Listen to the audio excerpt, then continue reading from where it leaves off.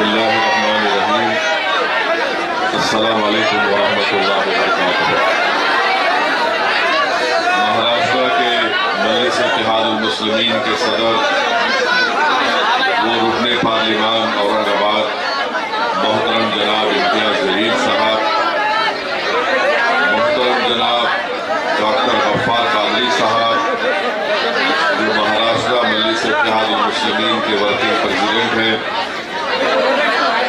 मोहतरम जनाब अब्दुल नाजिम साहब जो सीनियर सेक्रेटरी हैं महाराष्ट्र मजलिस इत्तेहादुल मुस्लिमीन के, अमरावती के मजलिस इत्तेहादुल मुस्लिमीन के सदर जनाब सलाहुद्दीन खां साहब, अरकान बल्दिया अब्दुल खालिद साहब, अफजल हुसैन साहब, समीर शाह साहब, मेरे तमाम मौजूद मजलिसी रुतबा, बुजुर्गान कौम और मिल्लत, मेरे गयूर नौजवान साथियों और पसे पर्दा बैठकर सुनने वाली मेरी इज्जतदार माँ और बहनों, मैं आप तमाम का बेहद शुक्रगुजार हूँ कि आपने अपना कीमती वक्त निकाल कर आज के मजलिस इत्तेहादुल मुस्लिमीन के इस जलसे में आपने शिरकत की। और मैं इस बात को मानता हूँ कि ये जगह हमारे लिए नाकाफ़ी है, मगर ये इसलिए इंतज़ाम किया गया क्योंकि बारिश का खदशा था, इसीलिए एक पूरा कवर्ड इंतज़ाम यहाँ पर किया गया है। मैं आपका बेहद शुक्रगुजार हूँ कि आपने पिछले बल्दिया के इलेक्शन में यहाँ से आपने मजलिस के 10 अरकान बल्दिया को अपनी दुआओं से और अपने वोट देकर उनको कामयाब किया। मैं आपका शुक्रिया अदा करता हूँ। मैं जब बल्दिया के इंतखाबी मुहिम में आया था तो मुझे अच्छी तरह याद है कि सैयद मोइन ने मुझे नागपुर से गाड़ी में बिठाकर गाड़ी को बड़ी तेज़ रफ्तारी से चलाकर यहाँ पर इंतखाबी जलसे में मैं शिरकत कर सका। सिर्फ 10 मिनट बाकी थे। मैंने आपसे वादा किया था कि इंशाअल्लाह अल्लाह ने चाहा तो मैं दोबारा आऊँगा और आप तमाम से तफसीली गुफ्तगू होगी। ये अल्लाह सुब्हाना व तआला का बड़ा फजल व करम है कि मुझे यहाँ पर दोबारा आने का मौका मिला। आपके दरमियान में खड़े होकर मेरी जमात की बात आपके सामने करने का मुझे मौका अल्लाह ने इनायत फरमाया। मेरे अजीज दोस्तों और बुजुर्गों, अभी आपने एक वलवलांगेज तकरीर को समाअत फरमाया मोहतरम जनाब इम्तियाज जलील साहब की, और अमूमन इम्तियाज जलील साहब बड़ी नरमी से गुफ्तगू करते हैं। आज लगता है कि दोपहर का खाना हमने नाजिम साहब के घर में खाया, शायद वो खाने में ज़्यादा था या था नहीं मालूम, जो इम्तियाज साहब की ज़बान आज माशाअल्लाह पूरे एक मुदल्लिल तकरीर उन्होंने की। मेरे अजीज़ दोस्तों और बुजुर्गों, मैं सबसे पहले इस बात का आपको जिक्र करना ज़रूरी समझता हूँ कि कल हमारा जलसा हुआ था मलकापुर में, और सुबह में जब हम अमरावती के लिए गाड़ी में निकल रहे थे तो इम्तियाज साहब ने मुझे बताया कि मीडिया ये चला रहा है कि मलकापुर के जलसे में किसी ने नारे लगा दिए किसी बादशाह के ताईद में। तो इम्तियाज साहब ने फौरन उससे पूछा कि बता कौन सी बात है। तो वो नारा था इम्तियाज साहब की मोहब्बत का नारा था। क्या नारा था वो?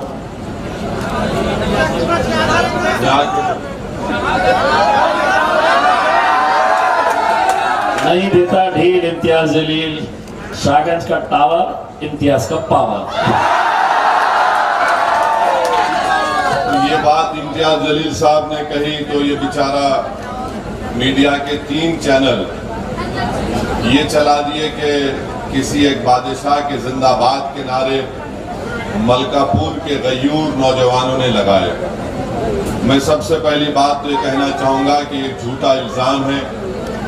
ये तौहीन करने की कोशिश कर रहे हैं मलकापुर के गयूर नौजवानों की मजलिस से बेलोस वाबस्तगी और मोहब्बत को।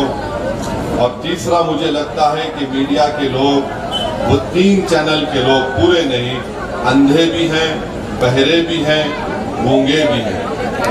उनको कम से कम इस बात का नोटिस लेना चाहिए था कि क्या नारे लगाए जा रहे हैं। अगर आपको इम्तियाज जलील की ताईद में अगर कोई नारे लगाता है, अगर आपको पेट में दर्द हो रहा है, तो फिर आपको बोलना चाहिए था कि हमको इम्तियाज जलील का जो नारा लग रहा है, हमको पेट में दर्द हो रहा है, पेंचिश हो रही है, रात में नींद नहीं आई हमको। मगर एक बात साबित हो गई कि इम्तियाज जलील की ताईद में जो नारे लगे वो इम्तियाज जलील की इनफरादियत के लिए नहीं थे। वो मलकापुर के गयूर नौजवानों ने, बुजुर्गों ने इस बात को महसूस कर लिया कि बरसों के बाद आज महाराष्ट्र में मुसलमान, दलित और आदिवासियों का एक लीडर आया है, उसका नाम इम्तियाज जलील है।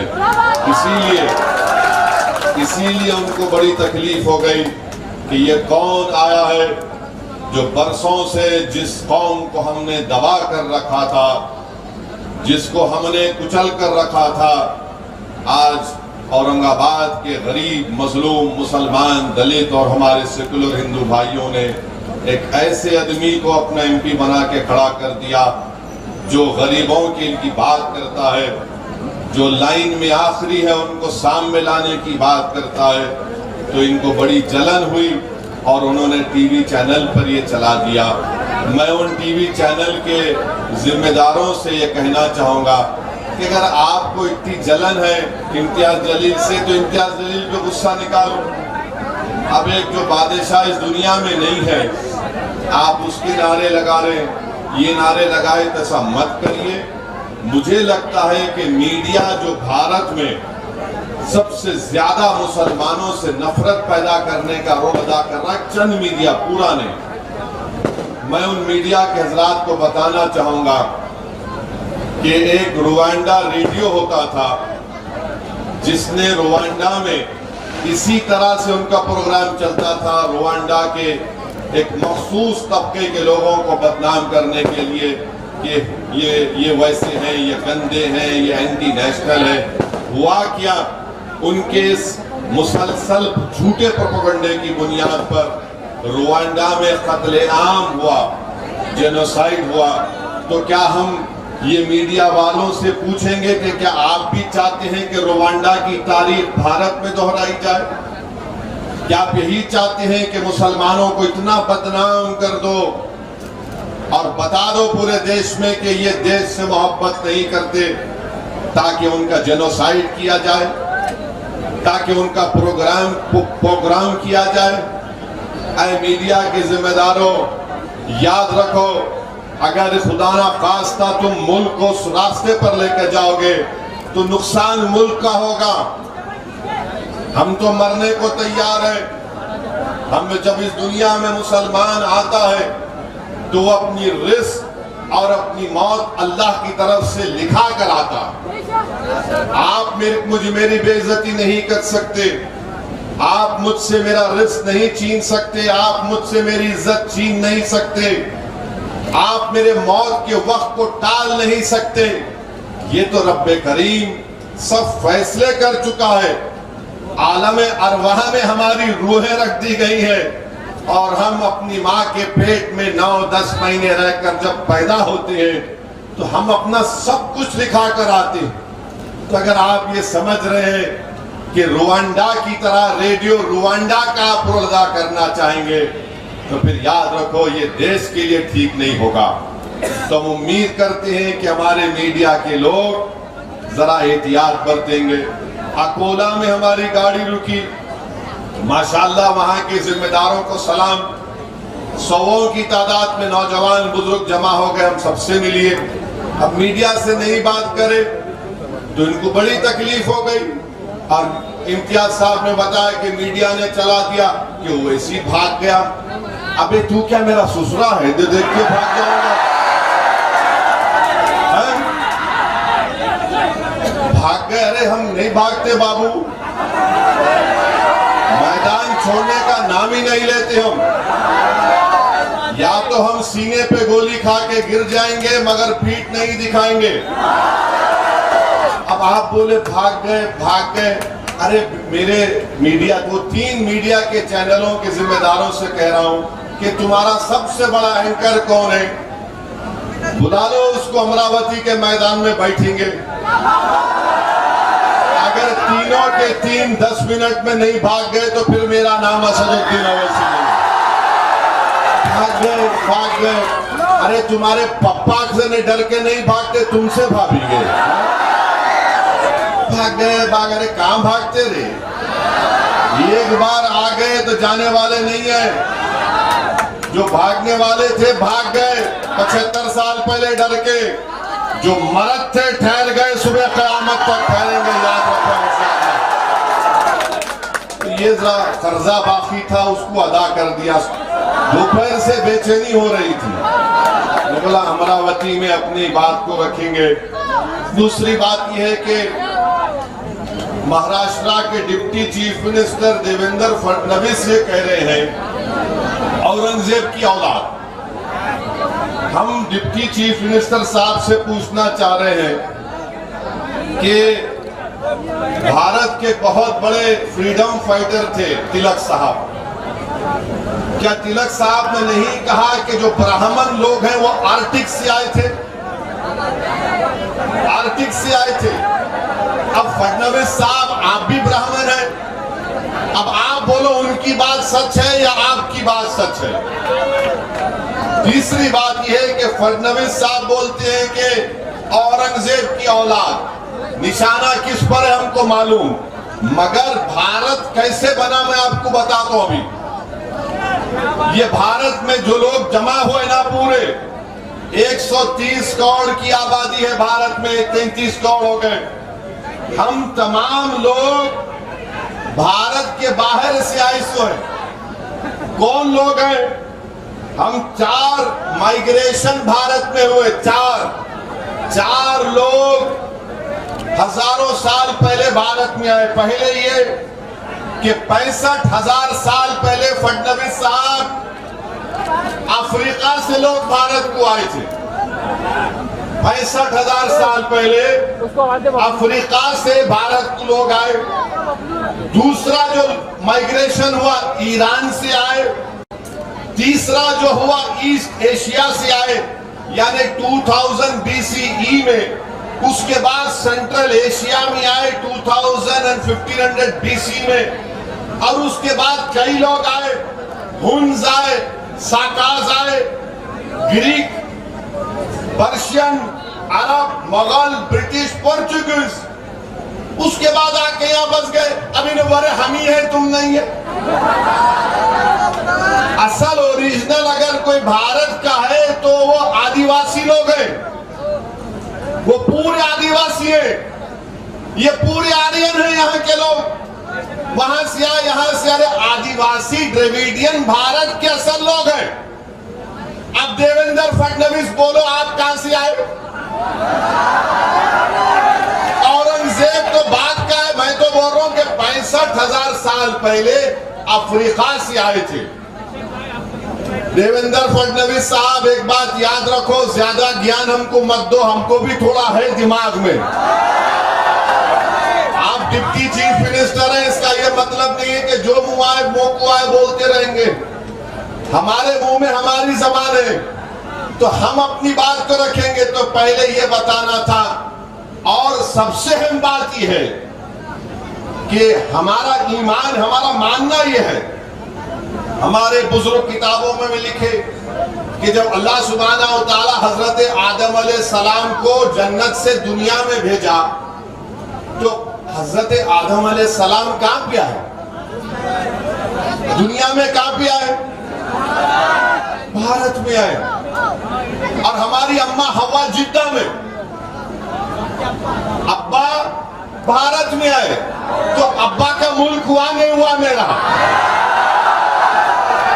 हम अब्बा के मुल्क में हैं, हम अब्बा के मुल्क में। आप बोल रहे उनकी औलाद, हम अब्बा आदम की औलाद हैं, हमारा मानना है। तो देवेंद्र फडणवीस साहब आप ये बार बार मत बोलो। फिर बोलते नहीं नहीं नहीं, मुसलमान को नहीं बोला मैं, मेरे को मालूम आप किसको बोले। आप शैतानों को बोले क्या? आप राक्षसों को बोले क्या?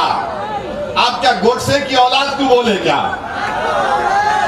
और फिर हम डिप्टी चीफ मिनिस्टर से पूछना चाह रहे, जिसका जिक्र इम्तियाज साहब ने भी अपनी तकरीर में किया, कि आप होम मिनिस्टर हैं, जरा ये तो बताइए कि लुकमान सुलेमान अंसारी 10 मई को ये रहने वाला था न्यू बस्ती मकबूल मस्जिद बडगा तालुका भिवंडी और घोटी इग्गतपुरी में इसको पीट पीट कर इसका कत्ल कर दिया गया। अब 10 जून को वाकया हुआ, 25 जून को अफान अब्दुल माजिद अंसारी को पीट पीट कर गाड़ी रोककर मार दिया गया, जान ले ली गई। इसका एड्रेस है फडणवीस साहब, शायद आपको नहीं मालूम, आपको खाली मुगल हिस्ट्री मालूम। उसका एड्रेस है रूम नंबर 5 फातिमा बी चौल, बरेली होटल, खुरेश नगर, कुर्ला ईस्ट, मुंबई 400070 महाराष्ट्र। हमारे पुलिस वाले लिख के भिजा दो डिप्टी सीएम को, जो लाइन ऑर्डर देखते हैं। इनका भी इनको मारा गया कहां पे? जहां पे लुकमान सुलेमान अंसारी को मारा गया था, घोटी इग्गतपुरा में।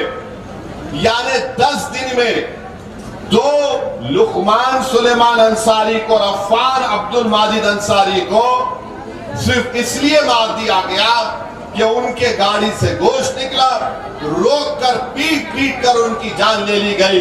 अरे देवेंद्र फडणवीस साहब, शिंदे साहब, कौन सी हुकूमत तुम चला रहे हो? 2 लोगों की जानें चली गई हैं। अगर कोई फोटो लेकर निकलता तो देवेंद्र फडणवीस बोलते फुला की औलाद। देवेंद्र फडणवीस साहब, शिंदे साहब, ये महाराष्ट्र में तुम हुकूमत कर रहे या क्या कर रहे तुम लोग? 10 दिन के अंदर 2 लोगों को गाड़ी से उतार कर पीट पीट कर उनकी जान ले ली गई, और तुम्हारी सरकार बेहोश सो रही है। फोटो उठाए तो तुम हरकत में आते हैं। फोटो की अहमियत है या इंसान की जान की कीमतें बताओ। मरने वाला अगर अंसारी है तो उसकी कीमत नहीं है। भारत के प्रधानमंत्री मोदी बोलते पसमानदा मुसलमान, अरे ये दोनों अंसारी हैं। मरने वाला इंसान है मगर उसका नाम अंसारी है, तो ना शिंदे की जबान खुलती, ना फडणवीस की जबान खुलती, ना शरद पवार की जबान खुलती, किसी की जबान नहीं खुलती। खुलती कब है? जब चुनाव आ जाते हैं। मेरे अजीज दोस्तों और बुजुर्गों, हम कंडेम करते हैं ये 2 बच्चों का जो कत्ल हुआ है, लुकमान सुलेमान अंसारी का और अफान अब्दुल माजिद अंसारी का, घोटी इग्गतपुरा में। और नासिक की पुलिस तो माशाल्लाह, वाह वाह। मैं तो एसपी साहब आपको मुबारकबाद देता हूं कि आप एसपी हैं और ये कत्ल हो रहा है, और शायद आपको बीजेपी की सरकार इनाम दे देगी कि आपने बड़ा अच्छा काम किया है। अरे क्या हो रहा है हमारे महाराष्ट्र में? गरीबों को गाड़ी से उतार कर पीट पीट कर उनकी जान ले ली जा रही है। मैं मुतालबा डिमांड करता हूं कि 1 हफ्ते के अंदर पूरों को गिरफ्तार करना, आप जेल को भिजाना उन तमाम जालिमों को जिन्होंने हमारे सुलेमान अंसारी को और अब्दुल अफान माजिद अंसारी का कत्ल किया। ये नाथूराम गोडसे की नाजायज औलाद है। ये नाथूराम गोडसे की नाजायज औलाद है। इन्होंने हमारे मासूम इंसानों की जान ली है। हम मुख्यमंत्री हो या डिप्टी सीएम हो, कुछ तो बोलो।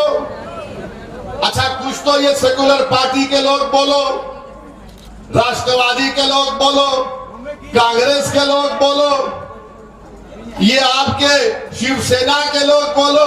मुंह में क्या दही जम गई? नहीं बोलेंगे। कब बोलेंगे? ये ओवैसी इम्तियाज भड़काऊ भाषण देते। चुनाव आएगा तो बोलेंगे बीजेपी को हराना है, हमको वोट दो। अब तो बोलो इन बच्चों के बारे में। हम जब बोल सकते तुम क्यों नहीं बोल सकते? इसलिए नहीं बोलते कि तुम्हारी मौत इनको पसंद है, मगर तुम्हारे ओट से मोहब्बत है। तुम्हारी जिंदगियों से मोहब्बत नहीं, सिर्फ तुम्हारे ओट से मोहब्बत है। मंजलिस को तुम्हारे ओट से नहीं, मंजलिस को तुम्हारे हक से मोहब्बत है, मंजलिस को तुम्हारे इंसाफ से मोहब्बत है।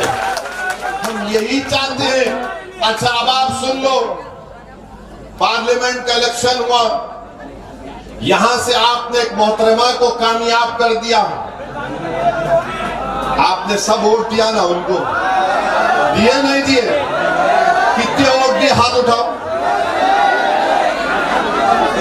आपने मैडम को वोट दिया, क्यों दिया आपने वोट? आपने वोट इसलिए दिया, सुनिए मैं जानता हूं पूरा, आपने वोट इसलिए दिया क्योंकि हमारे बुजुर्ग लोग बोले यहाँ बीजेपी को हराना है, वोट दे दो उसको। मस्जिद से ऐलान हो गया, हम सब ने कहा क्या करेंगे रे भाई, उनको वोट दे दिए, उन्होंने जीत गए मैडम। और मैडम जैसा दिल्ली को पहुंचे, दिल्ली को पहुंचते क्यों ना बता दिए अपना असली रंग, माने अपना असली चेहरा। क्या बता, क्या बोले मैडम? मोदी जी बहुत अच्छे आदमी है, जैसा बोलते वैसा नहीं है। हाँ, आप पहले बोल देना था। मगर मैं पूछना चाह रहा हूं, जो लोग मजलिस के फैसलों पर तनकीद करते हैं, जो लोग मजलिस के इलेक्शन लड़ने पर परेशान होते हैं, मैं उनसे आज सवाल कर रहा हूं, बड़ी इज्जत के साथ सवाल कर रहा हूं, क्या आपने गलत फैसला नहीं लिया? आपने क्यों कहा गरीब और मजलूमों को कोई वोट दो उनको? यही तो मैं कह रहा हूं, सियासत से करो। अगर हम सियासत नहीं करेंगे तो कोई और हमसे सियासत करेगा। अब आपसे सियासत हो गई 2019 में, इसीलिए मजलिस बोली कि सियासत हमको करने दो। अगर जो लोग हमारे बड़े हैं, अगर वो सियासत करना चाह रहे, आप आओ सियासत में, इलेक्शन लड़ो, मैं आपके बाजू पीछे खड़े होता हूं, आप करो सियासत। मगर सियासत इसको नहीं बोलते कि इलेक्शन से पहले मस्जिद में ऐलान कर दिया कि इसको वोट दो, अब इसको वोट दिया, उसके बाद उन्होंने बीजेपी का साथ दे रहे, तो फिर अब कौन जिम्मेदार? अब तो ओवैसी को जिम्मेदार नहीं खड़ा कर सकते आप। मैं तो बाला साहब के लिए इलेक्शन कैंपेन कर रहा था, मगर आप बताइए, आपने वोट दे दिया मैडम को, मैडम बीजेपी को सपोर्ट करती है। अब आप बताइए क्या होने वाला है। मेरे अजीज दोस्तों और बुजुर्गों, चौथी बात मैं आपसे अर्ज करना चाहूंगा, हमारे अमरावती के नौजवानों से अपील करूंगा, आप मेरे भाई की तरह हैं, आप लोग मेरे बेटों की तरह हैं, मैं आपके चचा की तरह हूं, आपका हमदर्द के नाते मैं अमरावती के उन नौजवानों से भीख मांग रहा हूं कि नौजवानों सुनो, मैं उन नौजवानों से अपील कर रहा हूं कि खुदा के लिए तुम ड्रग्स को छोड़ दो, एमडी ड्रग्स को छोड़ दो, सेसेस को छोड़ दो। नौजवानों याद रखो, नौजवानों तुम हमारा मुस्तकबिल हो, तुम मुस्तकबिल हो, तुम फ्यूचर हो। अगर किसी कौम का नौजवान बर्बाद हो जाता है तो तुम इस दीवार की तरह, ये तो दीवार है ना, तुम इस दीवार की तरह हो कि वहां के लोग रुक रहे अंदर आने से, क्योंकि दीवार है। नौजवानों तुम कौम की दीवार हो, अगर दीवार गिर जाएगी तो जमाना रास्ता बना लेगा, तो तुम दीवार हो। अगर इस दीवार में ड्रग्स होंगे तो दीवार ताकतवर कैसे होगी बताओ नौजवानों। अगर तुमको एमडी ड्रग्स से, सेसेस से नशा चढ़ता है ना, तो मैं तुमको बताता हूं नशा चढ़ाने की दवा क्या है। तुम नशा चढ़ाना चाहते हो ना, तो तुम सुबह में, रात में उठो, फजर से आधा घंटा पहले उठो, वजू करो, अल्लाह की बारगाह में 2 रकात नफिल नमाज पढ़ो और याद करो अल्लाह के एहसानात जो तुम पर अल्लाह ने किए हैं। याद करो कि अल्लाह ने तुम पर इनामात दिए। तुम अगर तकलीफ में हो तो अल्लाह से अर्ज कर दो, रब्बे करीम ये तकलीफ है अमरावती में। अगर तुम्हारे घर में तकलीफ है तो अल्लाह को बोलो, परवरदिगार तू जमीन और खालिक का मालिक है, तूने खून के लुथड़े से मुझे अपनी माँ के पेट से पैदा किया, रब्बे करीम ये मेरी तकलीफ है, तू देख ले। तुम देखो मेरी इस बात को, तुम नमाजी बन जाओ, तुमको नशा आएगा। तुम कुरान की तिलावत करो, घर से निकलने से पहले 1 आयत पढ़ के निकलो। तुम झूठ बोलना छोड़ो, तुम मेहनत करो, जुस्तजू करो, अपनी औलाद को पढ़ाओ, अपनी बीवियों से अच्छा सलूक करो, अपनी बहनों की शादी करवाओ, खुददार बनो, किसी के सामने सर मत झुकाओ सिवाय अल्लाह के। तुम देखोगे कि वो नशा जो चढ़ता है उसको ईमान का नशा बोलते हैं। वो जो नशा चढ़ता है उसको इश्क नबवी मोहम्मद सल्लल्लाहु अलैहि वसल्लम के इश्क का नशा चढ़ जाता है। जब ये नशा तुम पे चढ़ जाएगा, दुनिया का कोई नशा तुम्हारे सामने करीब नहीं आ सकता। तो नौजवानों, मेरी आपसे गुजारिश है, अगर मेरी बात से आपको तकलीफ हो रही है तो मैं तुमको तकलीफ देने के लिए नहीं कह रहा हूं। मैं तुमको बर्बादी के रास्ते पर जाता हुआ नहीं देख सकता। तुम मेरे मुस्तकबिल हो, तुम मेरा फ्यूचर हो। कल जब तूफान आएगा बातिल ताकतों का, तो तुम तो इन बातिल ताकतों के तूफान में तुम तो एक चिराग की तरह हो। मेरे बच्चों, मेरे नौजवानों, तुम एक चिराग की तरह हो। जहां पर अंसारी को मार दिया गया, अगर तुम खड़े हो जाओगे तो कोई अंसारी को नहीं मार सकेगा। मगर तुम अगर अपने आप को मारोगे तो फिर हम तो मार खाते रहेंगे मेरे भाई। तो नौजवानों, किस बात पर गौर करो। चौथी बात यह है कि अभी मैं आ रहा था रास्ते में तो मैंने देखा कि मीडिया ने रिपोर्ट किया कि भारत के फाइनेंस मिनिस्टर मोहतरमा ने एक बयान जारी किया और उन्होंने अमेरिका के साबिका सदर बराक ओबामा के उस बयान को तनकीद का निशाना बनाया कि बराक ओबामा ने इतने मुस्लिम ममालिक पर बमबारी की।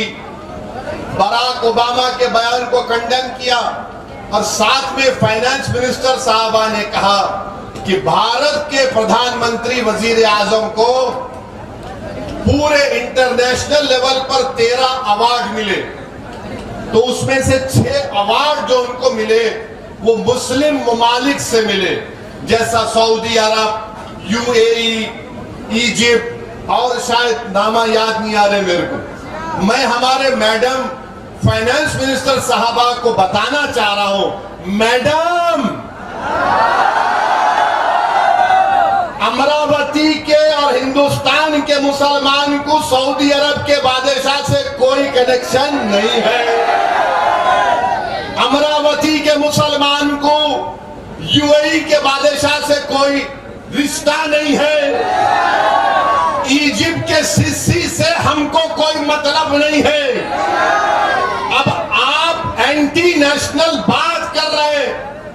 भारत के 20 करोड़ मुसलमानों को ईरान के मुसलमानों से क्या करना, सऊदी अरब के मुसलमानों से, उनके बादशाह से क्या करना, यूएई के बादशाह से क्या करना, इजिप्ट के सरबराह से क्या मतलब, ईरान के वो आयतुल्लाह जो भी है लीडर, उनसे हमको क्या करना है। हम इंडियन मुस्लिम हैं, हम इंडियन मुस्लिम हैं। वहां पर बादशाहत है मैडम, यहां पर अंबेडकर का बना हुआ संविधान है।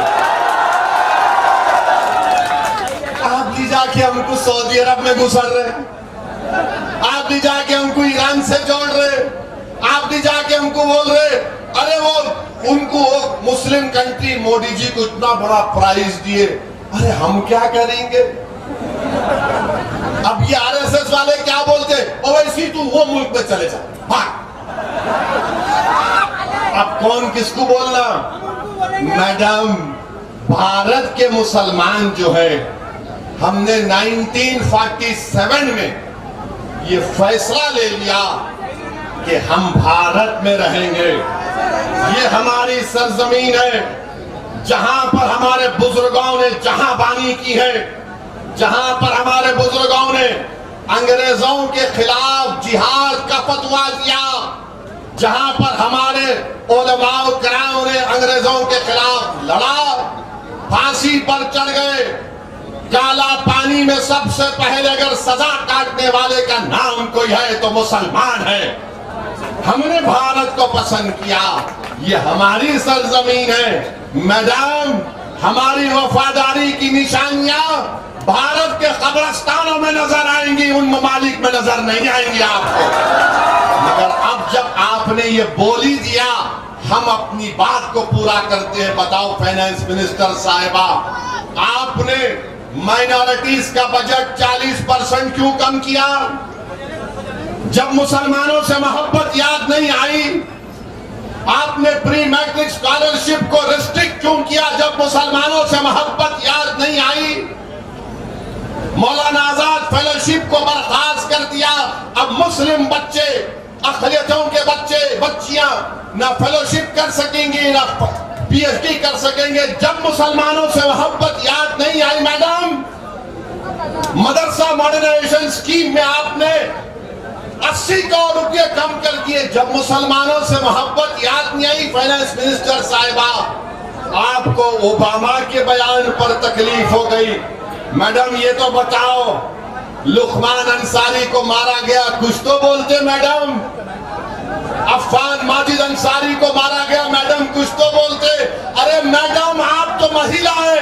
बिल्किस बानो का रेप करने वालों को आपने छोड़ दिया। कहाँ गई मुसलमानों से मोहब्बत? बताओ हमको। कहाँ नहीं? थालियां मारने के लिए नहीं कह रहा हूं, तुम्हारे दिलों को झुझाड़ने के लिए कह रहा हूं। बताओ, आज मुल्क की फाइनेंस मिनिस्टर कहती है और देश के प्रधानमंत्री आज इजिप्ट की एक मस्जिद में गए। अच्छा दिखा मुझे भी। देश के प्रधानमंत्री, चलिए आप और मैं काशी की मस्जिद में जाते हैं, मैं आपके साथ आने को तैयार हूं। चलिए मोदी जी, हम भी काशी की मस्जिद को जाते हैं। अरे इजिप्ट की मस्जिद को जाएंगे तो चलो भारत की काशी की मस्जिद को चलो। मोदी जी, आप देश के प्रधानमंत्री हैं, आप इजिप्ट के नहीं भारत के प्रधानमंत्री हैं। वहां मस्जिद में चले गए तो चलिए काशी की मस्जिद को चलते हैं। और मैडम, आपको मुसलमानों से बड़ी मोहब्बत है ना, बड़ी मोहब्बत है ना, तो ये CAA का कानून आपने मजहब की बुनियाद पर क्यों बनाया? बताइए आप।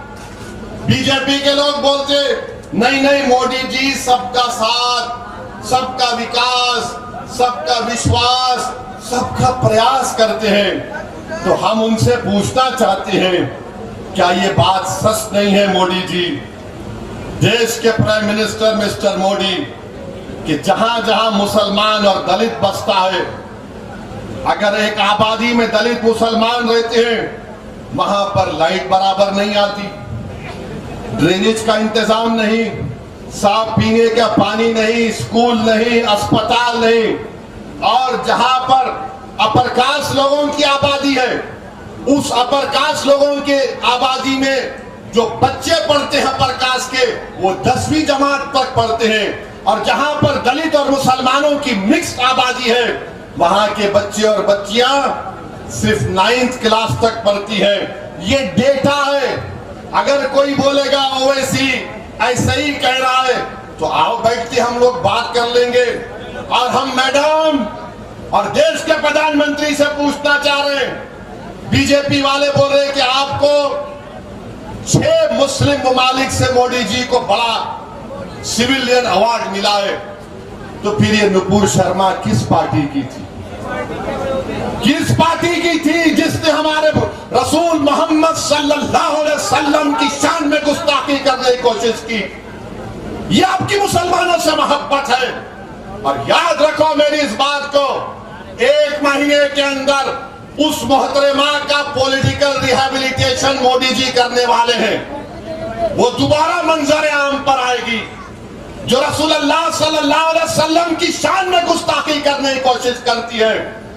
और फिर आप बोलते हैं कि 6 मुस्लिम ममालिक ने अवार्ड दिया। हम बहुत बोल सकते हैं। ओबामा ने क्या कहा? ओबामा ने कहा था कि भारत के मुसलमानों पे जुल्म हो रहा है, ये देश के लिए ठीक नहीं है। अच्छा, मोदी जी ओबामा जब इंडिया आए थे, आपको याद होगा, एक सूट पहने थे, याद है? अच्छे दिख रहे थे कोट पहन के, स्ट्राइप सूट, अपने हाथों से चाय पिलाए।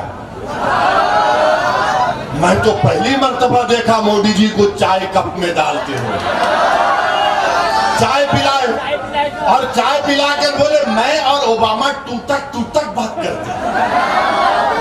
बोले थे ना, मैं और बोले मैं ओबामा तो ऐसा टूटक माने अरे तुरे से बात करते ना, ये कह रहे चल तो मोदी जी ओबामा ऐसी बात करते। मोदी जी उन्होंने ऐसा बोल दिया, मैं नहीं बोला, ओबामा बोले जिसके आप उनको चाय पिलाए। आपकी चाय का असर नहीं हुआ मोदी जी उनके ऊपर, शायद आपने शक्कर कम डाली थी या दूध ज्यादा डाल दिया था, मगर चाय असर नहीं करी। ओबामा ने यह कहा था, मोदी जी ने अमेरिका में कह दिया कि इंडिया में डिस्क्रिमिनेशन नहीं करते। हम तो पूरी मिसालें दे रहे हैं आपको। आपकी सरकार है महाराष्ट्र में 2 अंसारी बच्चों को इगतपुरा में गाड़ी से उतारकर गोश्त की बुनियाद पर पीट कर उनकी जान ले ली गई। महाराष्ट्र में बीजेपी की सरकार नहीं है तो किसकी सरकार? मेरे अजीज दोस्तों और बुजुर्गों, इसीलिए हम आपसे अपील कर रहे हैं कि मजलिस इत्तेहादुल मुस्लिमीन को मजबूत करिए। आप मुत्तहिद हुए, आप में एक सियासी शऊर बेदार हुआ और आपने देख लिया कि आपका इत्तेहाद, आपका सियासी शऊर, बुजुर्गों की दुआएं, नौजवानों की तलब और हमारी माँ और बहनों की आंसुओं से, आंख से निकलने वाले आंसुओं ने देख लिया, उसने रंग लाया। और जो महाराष्ट्र की सरजमीन पर गरीब तड़प रहा था एक लीडरशिप के लिए, उसको इम्तियाज जलील मिल गया, डॉक्टर गफ्फार कादरी मिल गया उसको। इनको अब पसंद नहीं आ रहा, इनकी आंखों में चुभ रहा ये कौन है जो आकर गरीबों की और मजलूमों की बात कर रहा है।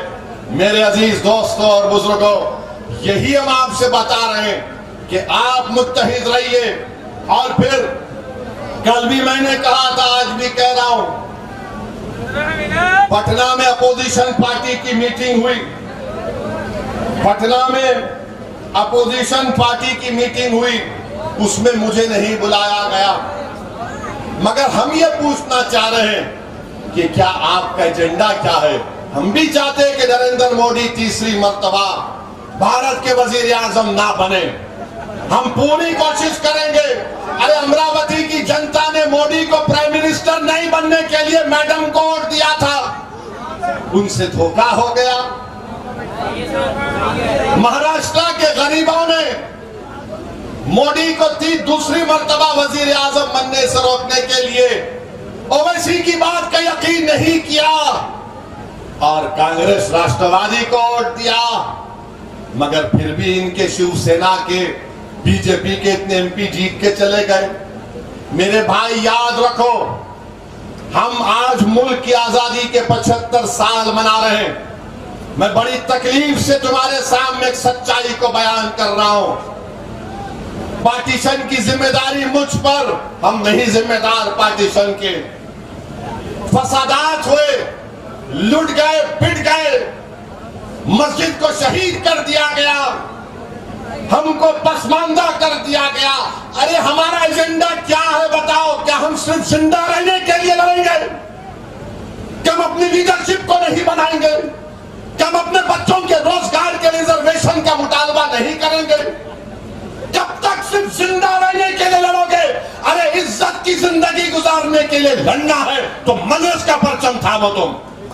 ये मैं आपसे अपील कर रहा हूं। 75 साल हो गए, 75 साल वतन अजीज को आजाद होकर हो गए। और हमारा एजेंडा क्या है? नहीं, जिंदा रहना है। अरे जिंदा तो रहेंगे, मगर किस हाल में जिंदा रहेंगे? बेइज्जती से जिंदा रहेंगे या इज्जत के साथ जिंदा रहेंगे? और जब इज्जत के साथ जिंदा रहने की तुम बात अपने मन में ठान लो तो संविधान को पकड़ लो। भारत का संविधान जो अम्बेडकर ने बनाया उसको पकड़ लो और सियासी ताकत बनो। तुमको डरने और घबराने की जरूरत नहीं है। यकीनन बीजेपी को, आरएसएस को हराओ, मगर तुम भी तो कामयाब हो। आखिर क्या बात है कि इलेक्शन जैसा आता नहीं, अब क्या करना? अरे ये सरकारी मुसलमानों का यकीन मत करो। ये तमाम के तमाम डरपोक लोग हैं जो रिफाए आम क्लब में मुसलमानों के भारत से कहा था कि अब सियासी ताकत मत बनो।